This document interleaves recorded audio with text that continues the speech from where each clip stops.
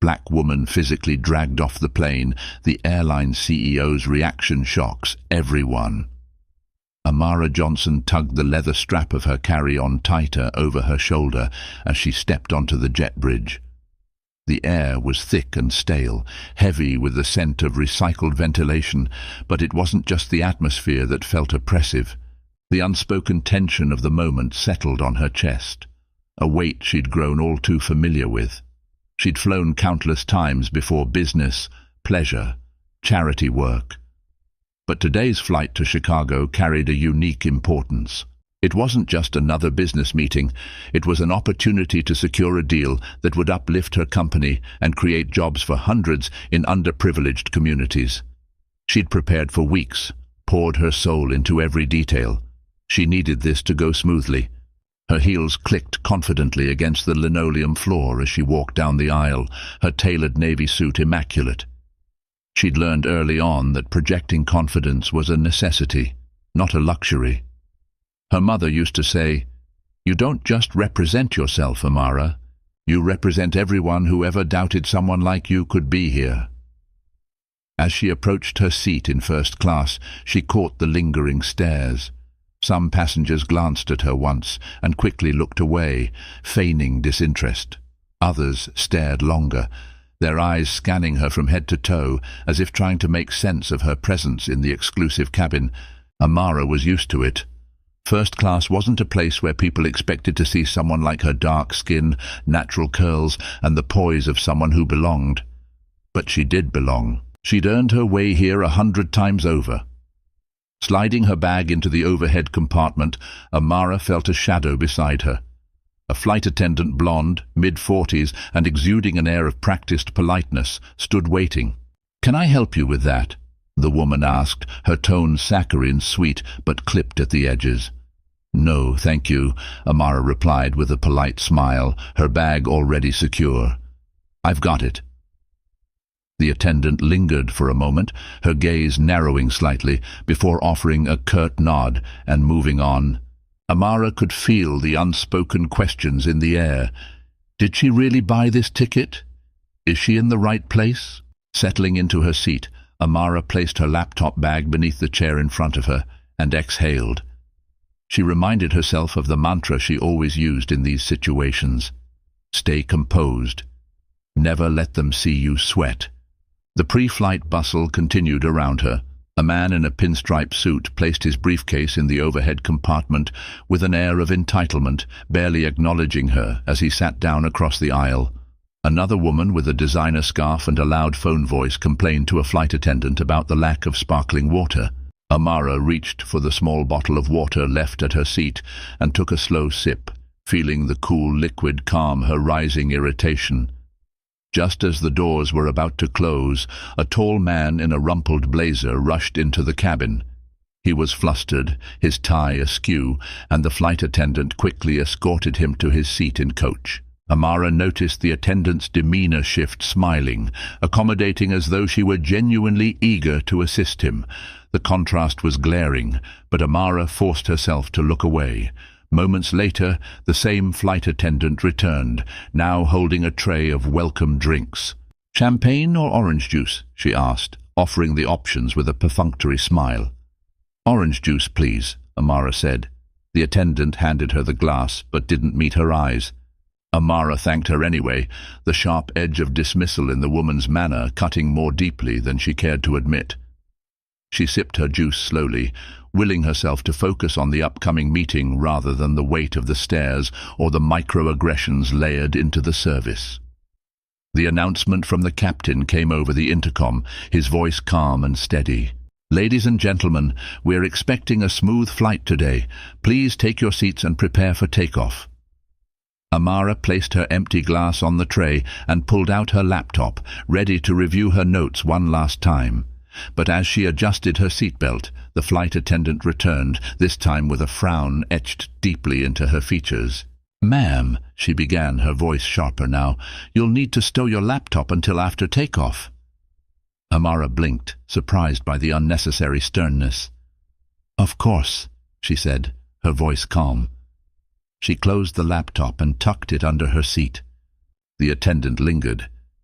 "Is there something else?" Amara asked, her tone still measured. "No," the woman replied, her lips pressed into a thin line. She walked away, but not before Amara caught her muttering something under her breath.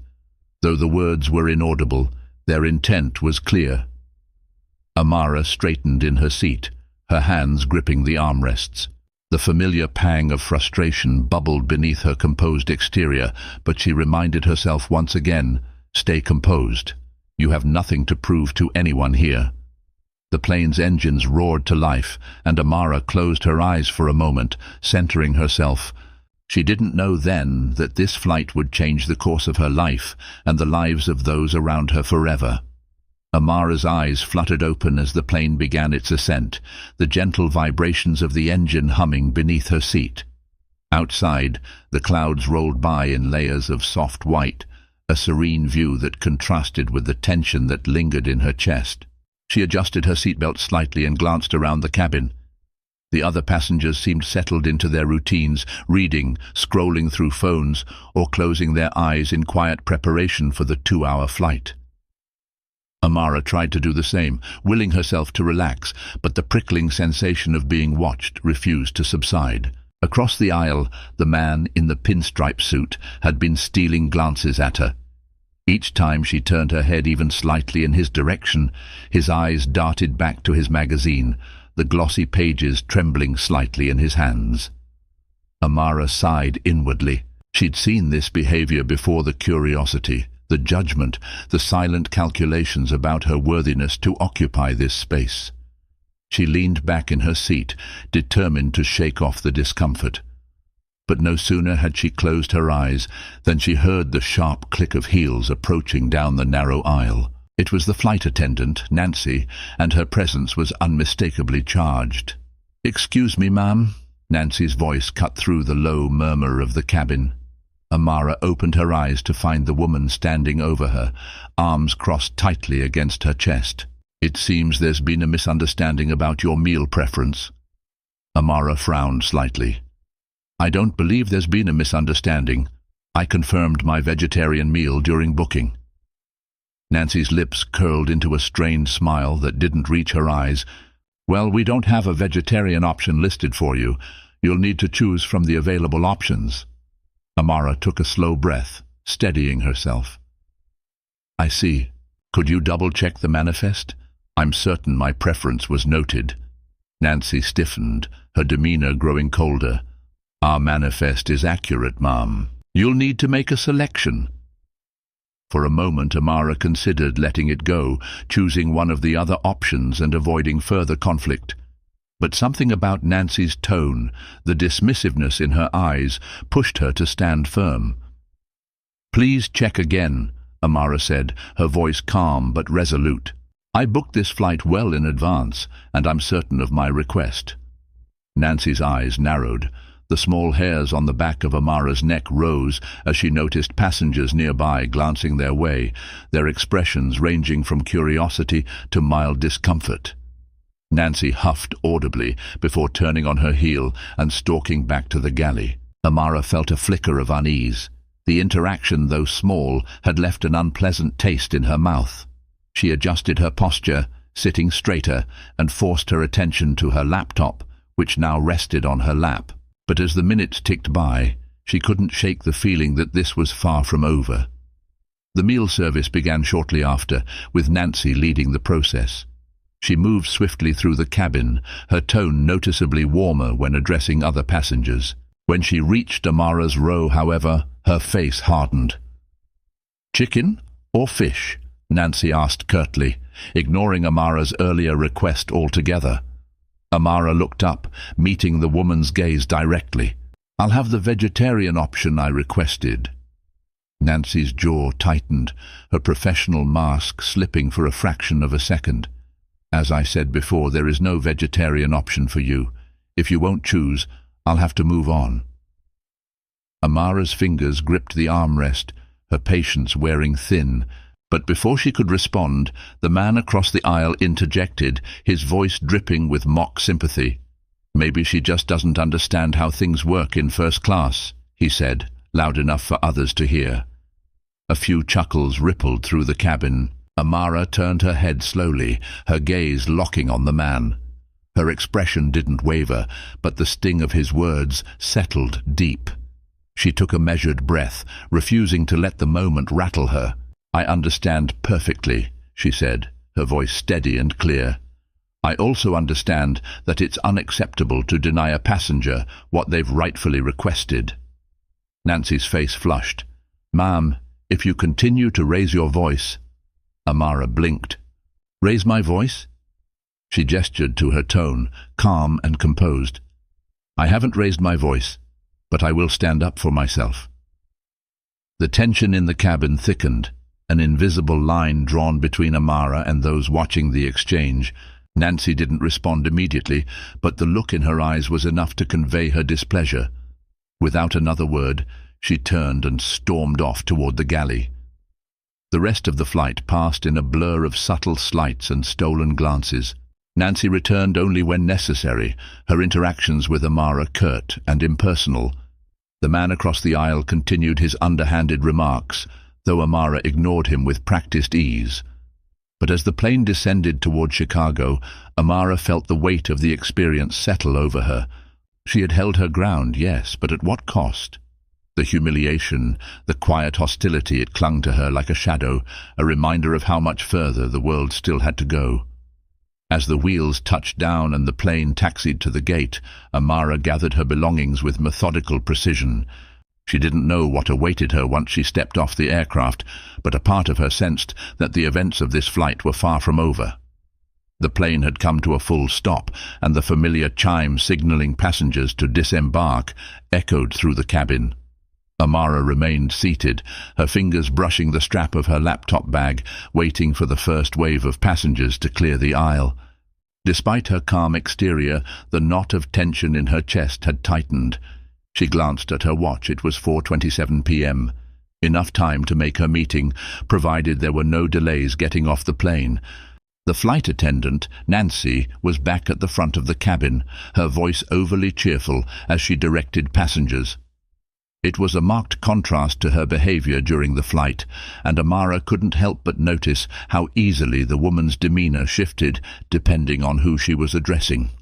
A reminder of the unspoken rules Amara had spent her life navigating.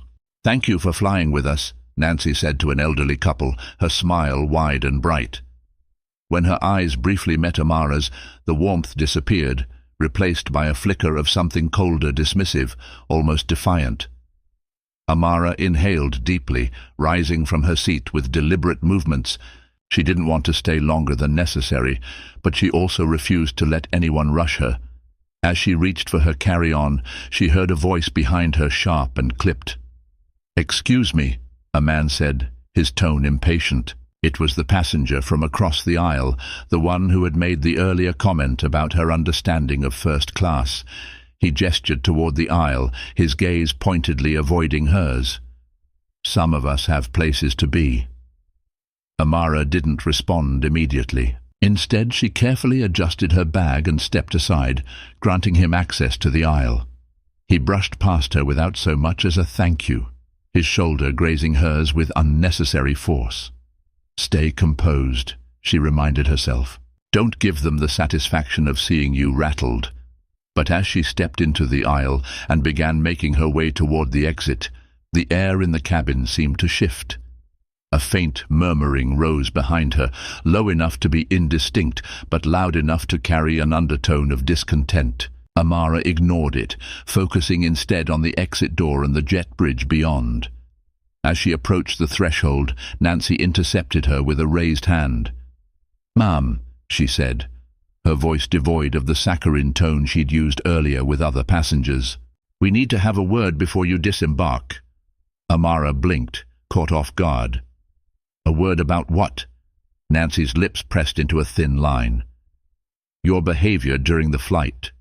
There were multiple complaints from passengers about your tone and attitude toward the crew." Amara's chest tightened, the knot of tension threatening to unravel into something sharper. "Complaints?" she repeated, her voice steady but laced with incredulity. "I asked for my meal preference to be honored and spoke up when I felt I was being treated unfairly. How is that grounds for a complaint? Nancy crossed her arms, her posture rigid. Your attitude was disruptive, and your refusal to comply with crew instructions created unnecessary tension. The words hit Amara like a slap, each one carefully chosen to shift blame onto her. She could feel the heat rising in her cheeks, but she refused to let it show. Instead, she took a step closer, her gaze unwavering. "I complied with every instruction given to me," Amara said, her voice low but firm. "And I will not stand here and let you twist the narrative to paint me as the problem." Nancy's expression faltered for a moment, a flicker of surprise at Amara's resolve. But before she could respond, another voice cut through the tension. "Is there an issue here?" It was the pilot, a tall man with greying hair and an air of authority. His presence seemed to embolden Nancy, who turned to him with a quick nod. "This passenger," she began, gesturing toward Amara, "was confrontational during the flight and refused to follow instructions. We need to report this." Amara's jaw tightened. "That's not true, and you know it," she said, her composure beginning to crack. "I was treated unfairly by your crew, and now you're trying to deflect accountability by making me the scapegoat." The pilot frowned, his eyes shifting between Nancy and Amara. "Let's handle this calmly," he said, his tone measured. "Ma'am, if you could step aside so we can sort this out."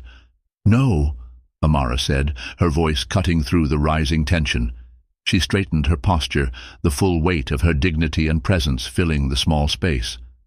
"I'm not stepping aside because I've done nothing wrong. If you want to report me, you'll need to explain exactly what I did that warrants it, and I suggest you be very specific."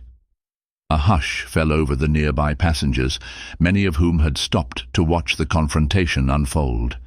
Nancy opened her mouth to speak, but no words came out. The pilot shifted uncomfortably, clearly unprepared for Amara's unyielding stance. The moment stretched, heavy and charged, until another figure emerged from the galley, a younger flight attendant, her expression tense but determined. "Excuse me," she said, addressing the pilot directly. "I was there during the entire flight, and I don't believe Ms. Johnson did anything wrong. In fact, she was remarkably calm given the circumstances." Nancy's head snapped toward the younger woman, her expression a mixture of shock and indignation. "Mia," she hissed, "this isn't your place." "It is my place," Mia said firmly, her gaze steady. "I watched what happened. Ms. Johnson requested her meal preference, and she was polite the entire time. Any tension was caused by how she was treated, not by her actions." Amara's chest swelled with a mix of relief and gratitude, though she kept her expression neutral. Nancy, on the other hand, looked as though she'd been struck. The pilot cleared his throat, clearly eager to diffuse the situation. "We'll conduct an internal review of this matter," he said, his tone dismissive. "For now, let's not hold up the other passengers." Nancy opened her mouth to protest, but the pilot shot her a warning look. Reluctantly, she stepped aside, allowing Amara to continue toward the exit. As she stepped onto the jet bridge, her head held high, she knew this wasn't the end of the ordeal, but it was a victory, however small. The stares, the whispers, the injustice, all of it lingered in the air, heavy and oppressive. But as Amara walked away from the plane, she carried something else with her. A quiet, unshakable determination to ensure that this moment would not be forgotten. The jet bridge was colder than Amara expected, the artificial chill biting at her skin as she stepped into the terminal. Around her, other passengers bustled toward baggage claim and connecting flights, their movements hurried and indifferent. She adjusted her carry-on strap, her mind still replaying the confrontation with Nancy. It wasn't the first time Amara had faced situations like this, but the sting never dulled. It wasn't just the public humiliation, it was the weight of being seen as the problem when she had done nothing wrong. Her every move, every word, had been dissected, twisted into a justification for mistreatment. The crowd thinned as Amara walked toward the exit. A quiet space ahead offered a reprieve, a chance to gather herself before calling for a car to her hotel. She found a bench near the large glass windows overlooking the tarmac and sat down, her hands resting on her lap. For the first time since the flight began, she allowed herself a moment to feel. The tension in her shoulders released in a slow, trembling exhale. Her fingers tightened around the strap of her bag as her mind churned. She wasn't angry, not yet. Anger would come later, once the shock wore off. Right now, she felt raw, exposed, as though every person who had watched her on that plane had left behind an invisible mark. Why is it always like this? The question came unbidden, bitter and familiar. Amara had spent years perfecting the art of composure, of maintaining a veneer of calm, no matter the provocation. But moments like this chipped away at that armor, each experience leaving behind a scar. "Excuse me." The voice startled her, pulling her from her thoughts. Amara looked up to see a young woman standing a few feet away, her expression hesitant but kind. She recognized her immediately, Mia, the flight attendant who had spoken up on her behalf. "Hi," Amara said, her voice soft but wary. "Can I help you?"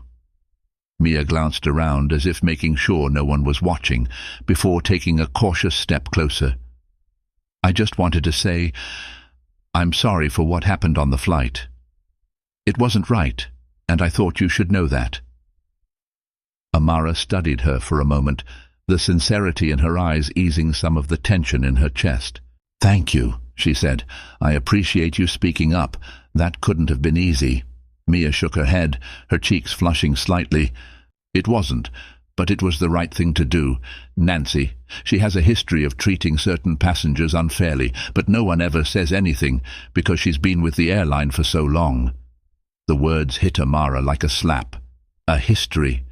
That meant this wasn't an isolated incident. It was a pattern, one that had likely gone unchecked for years. "Has anyone reported her?" Amara asked, her voice sharper now. Mia hesitated. "Not officially. People are afraid of retaliation. She's close with some of the senior staff and, well, you saw how she acts. She knows how to protect herself." Amara's jaw tightened. The knot in her chest was back, but this time it burned with something fiercer than before. "Thank you for telling me," she said, her voice firm. "And thank you for standing up for me. It means more than you know." Mia nodded, her expression softening. "You deserved better. I'm sorry you didn't get it." With that, she turned and walked away, leaving Amara alone once more. The terminal buzzed faintly around her, a backdrop to the storm brewing in her mind. Amara pulled out her phone, her fingers moving with purpose as she searched for the airline's customer service line. She wasn't sure what she expected, an apology perhaps, or at least an acknowledgement of what had happened, but as the automated system directed her call, her resolve hardened. She wasn't just doing this for herself. She was doing it for anyone who had been treated like she had, anyone who hadn't had the voice or the opportunity to fight back. After several minutes on hold, a representative answered, their tone overly cheerful. "Thank you for calling Skyway Airlines. How can I assist you today?" Amara took a steadying breath.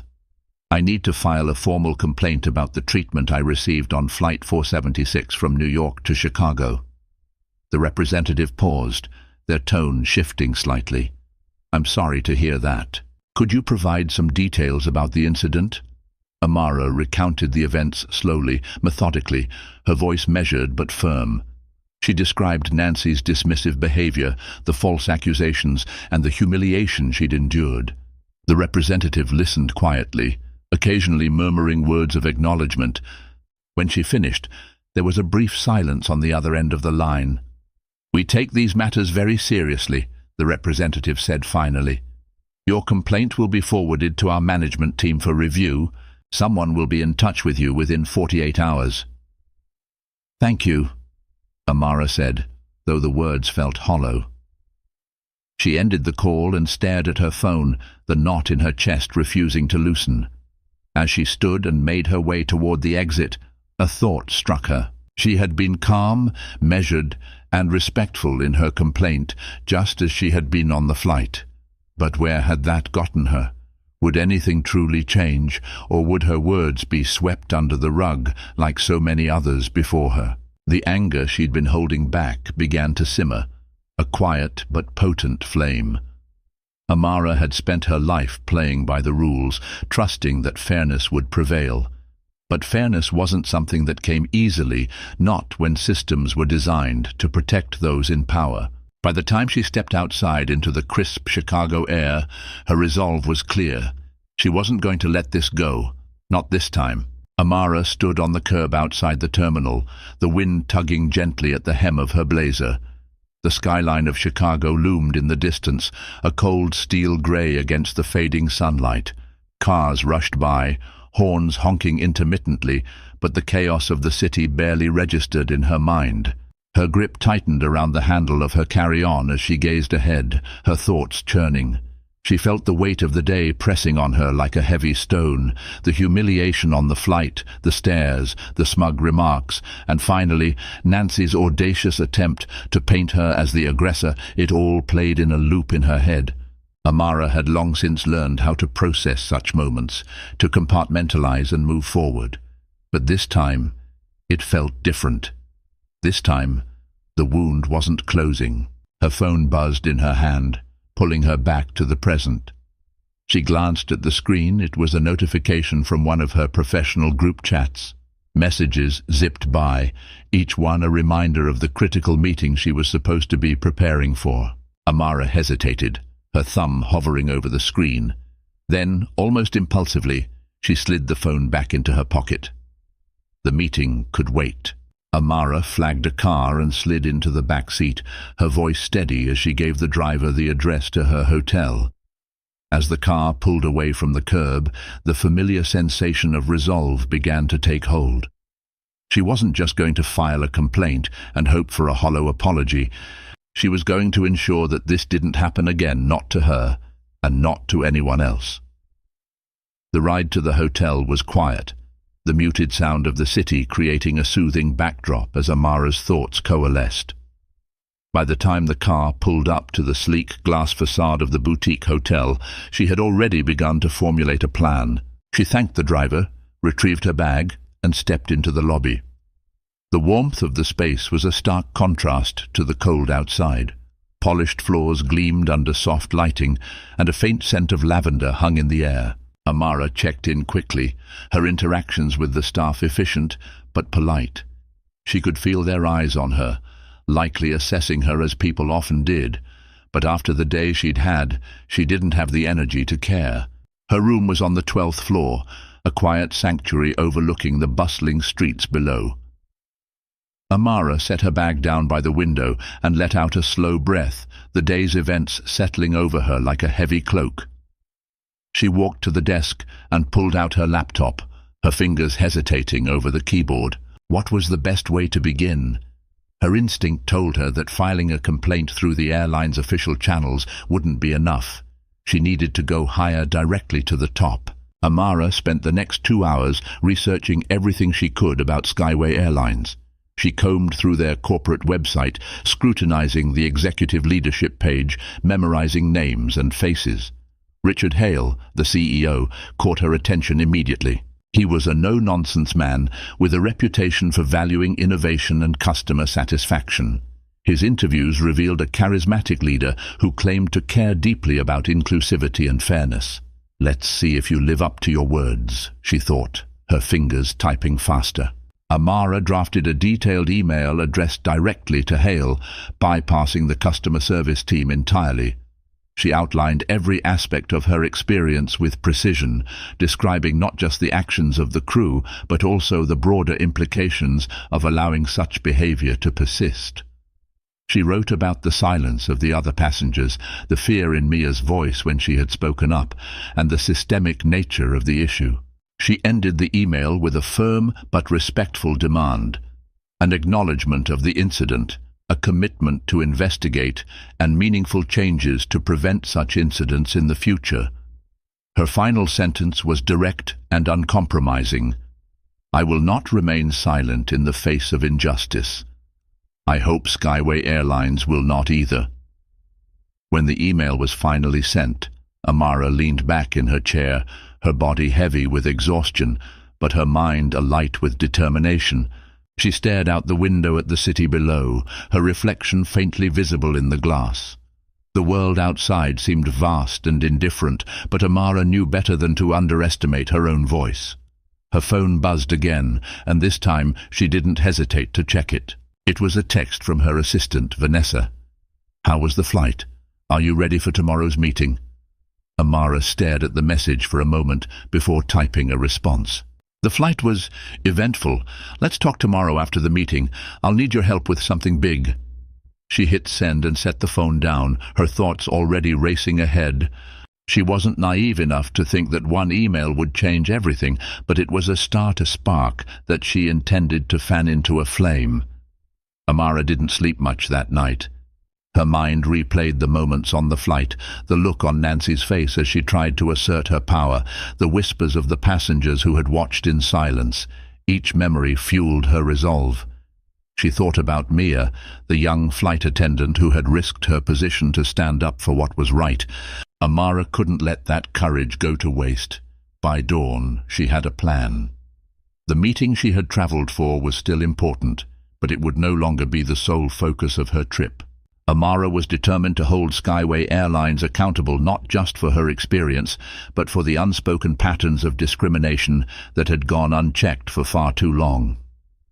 As the first light of morning spilled through the window, Amara stood by the desk, her silhouette sharp against the rising sun. She didn't know how this journey would end, but she knew one thing for certain. She wouldn't back down. Not now, and not ever. The morning arrived slowly, the pale sunlight filtering through the hotel curtains and casting soft shadows on the walls. Amara had been awake for hours, her mind buzzing with the weight of her plans and the meeting she needed to attend. Though her fight with Skyway Airlines was now at the forefront of her thoughts, she couldn't neglect the business opportunity that had brought her to Chicago in the first place. She moved methodically as she prepared, her every action deliberate. Her outfit, a sleek charcoal pantsuit paired with a muted silk blouse, was chosen not just for its professional appearance, but for the armor it provided. In a world where perception often outweighed merit, her presentation had to be impeccable. Amara stood in front of the mirror, adjusting her blazer. She met her own gaze, her reflection steady, composed, but carrying the faintest trace of weariness. She smoothed a strand of her hair and whispered to herself, "You've got this." The meeting was being held at a towering glass building in the heart of downtown Chicago, the kind of structure that seemed designed to intimidate.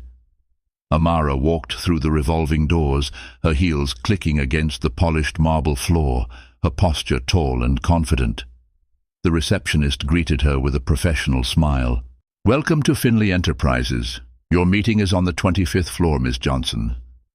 "Thank you," Amara replied, her tone polite but distant. She stepped into the elevator, the quiet hum of the machinery filling the small space as she ascended. By the time the elevator doors slid open, Amara's mind was fully focused. The weight of the previous day lingered, but she had compartmentalized it, locking it away for now. Today's meeting wasn't just about securing a deal, it was about proving once again that she belonged in rooms like this. Inside the conference room, a group of executives sat around a long, sleek table. Their chatter quieted as Amara entered, their eyes turning toward her with varying degrees of interest. She recognized the subtle dynamics at play, the quick glances, the small nods, the unspoken questions about whether she truly deserved a seat at this table. She ignored them. "Mrs. Johnson," said Martin Finley, the CEO of Finley Enterprises, rising from his chair to greet her. He was a tall man with sharp features and a voice that carried authority. "We're excited to have you here today." Amara extended her hand, her grip firm. "Thank you for the opportunity, Mr. Finley.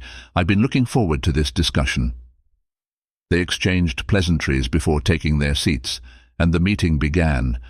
Amara presented her proposal with precision and clarity, her voice steady as she outlined the benefits of the partnership. She spoke with the confidence of someone who had spent years mastering her craft. her every word calculated to convey not just competence, but vision. The room was silent as she finished, the weight of her presentation settling over the table. Then, slowly, the questions began. Some were sharp, probing, designed to test her resolve.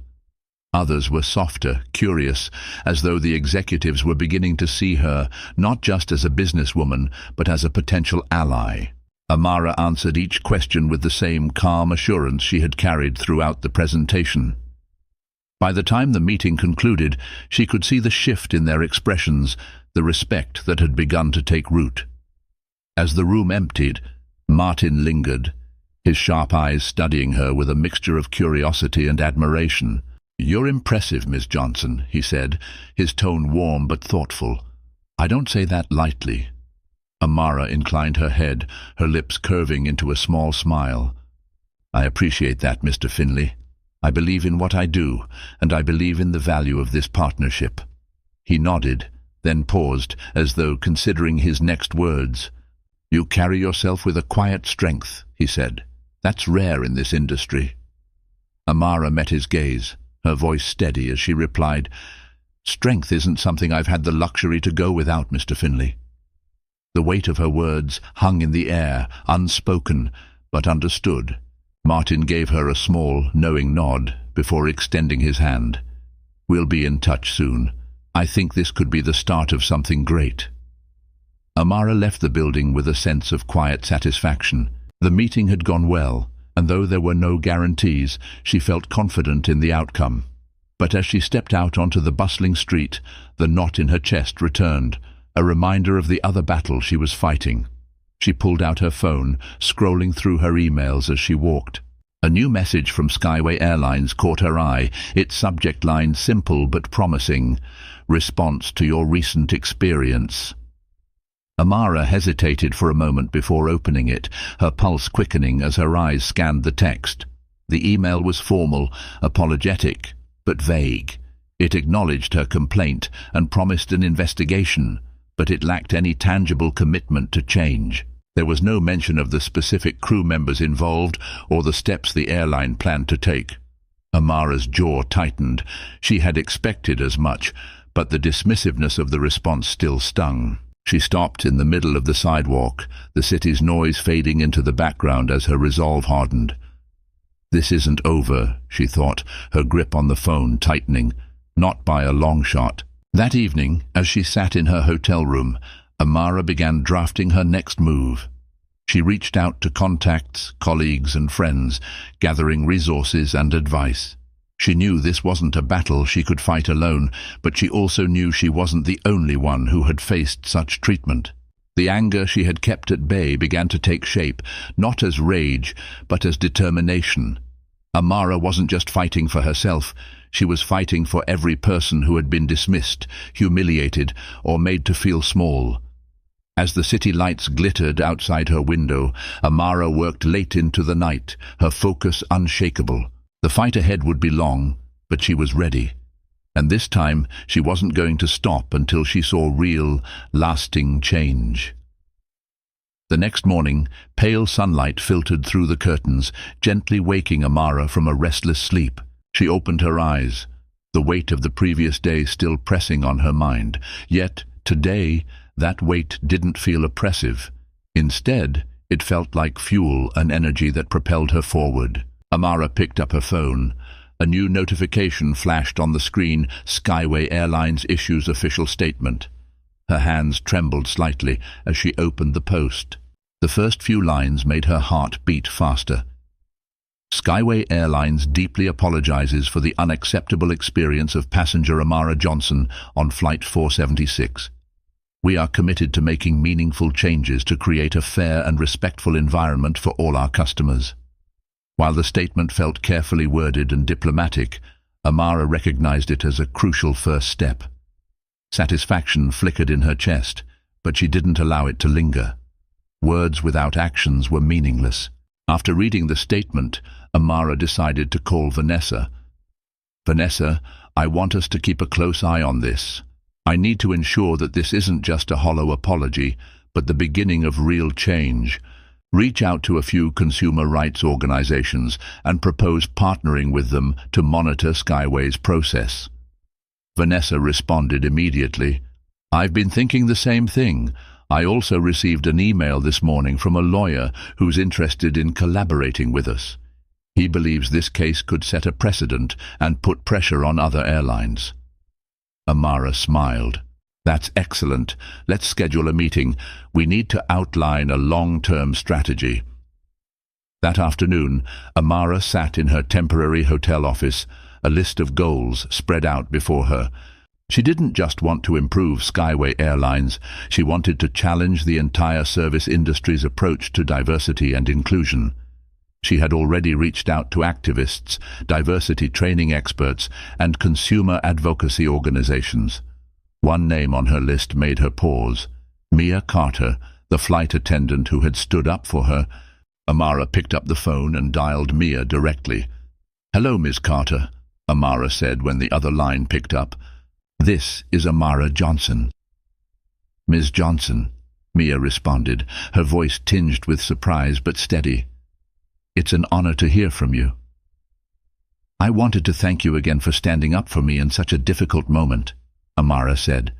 "But I also wanted to ask if you'd consider joining me in this fight. I'm working with several organizations to push for changes in the airline industry. With your experience, you could help us understand what needs to change from the inside." There was a brief silence before Mia replied, her voice resolute. "I'm deeply honored by your trust, and I'll join you. This is something that needs to happen." That evening, Amara stood by her hotel window, gazing at the glittering city lights against the dark sky. Thoughts of the future swirled in her mind. This wasn't just her story. It was the story of everyone who had been dismissed, discriminated against, or made to feel invisible. She opened her laptop and added a new line to her growing list of objectives. Not just Skyway Airlines transform the entire airline industry. Amara smiled to herself.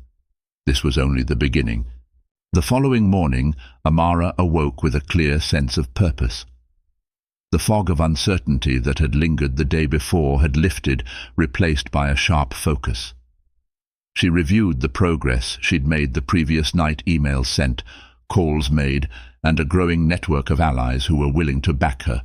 If Skyway Airlines thought they could sweep this incident under the rug, they were sorely mistaken. Amara's phone buzzed on the desk. It was Vanessa, her assistant. "Good morning, Ms. Johnson," Vanessa said, her voice bright and eager. "Just wanted to let you know everything is in place for your follow-up call with Skyway Airlines. I also reached out to the journalist from the Post who covered the airline's last controversy. She's interested in hearing your story." "Perfect," Amara replied. "Let's keep the momentum going." Vanessa hesitated. "Are you sure you want to go this public? It could get messy." Amara's voice was steady, unyielding. "It's already messy, Vanessa. The only difference now is that they'll be held accountable." By noon, Amara was seated in her hotel room with her laptop open, ready for the video call with Skyway's senior leadership. She adjusted the camera angle, ensuring her expression projected calm confidence. She wasn't nervous, she was prepared. The screen blinked, and the faces of 3 executives appeared. In the center was Richard Hale, the CEO. His image was sharp and polished, his presence commanding. He greeted her with a perfunctory smile. "Ms. Johnson," Hale began, his tone cordial but distant, "thank you for bringing this matter to our attention. We've reviewed your concerns, and we'd like to discuss how we can address them." Amara leaned forward slightly. "Thank you, Mr. Hale. Before we begin, I want to make it clear that this isn't just about addressing my personal experience. This is about addressing the culture within your airline that allows such behavior to persist." Hale blinked, momentarily taken aback by her directness. "Of course," he said, recovering quickly. "We take these matters seriously, and we're committed to ensuring all passengers feel respected and valued." "Then why did your initial response feel like a generic form letter?" Amara countered, her voice calm but pointed.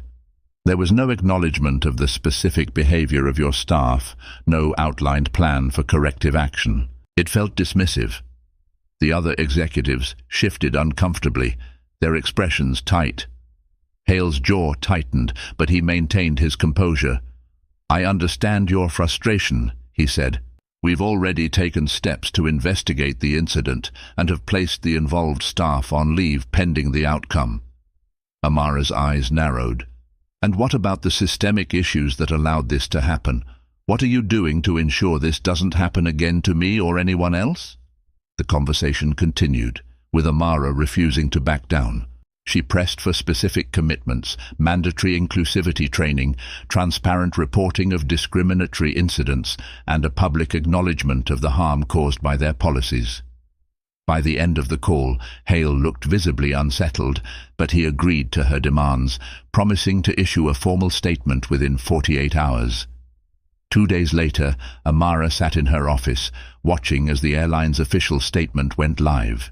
Hale's voice was measured and somber as he addressed the public. "At Skyway Airlines, we strive to create an environment where all passengers are treated with dignity and respect. We failed to uphold that standard in the case of Mrs. Amara Johnson, and for that we deeply apologize.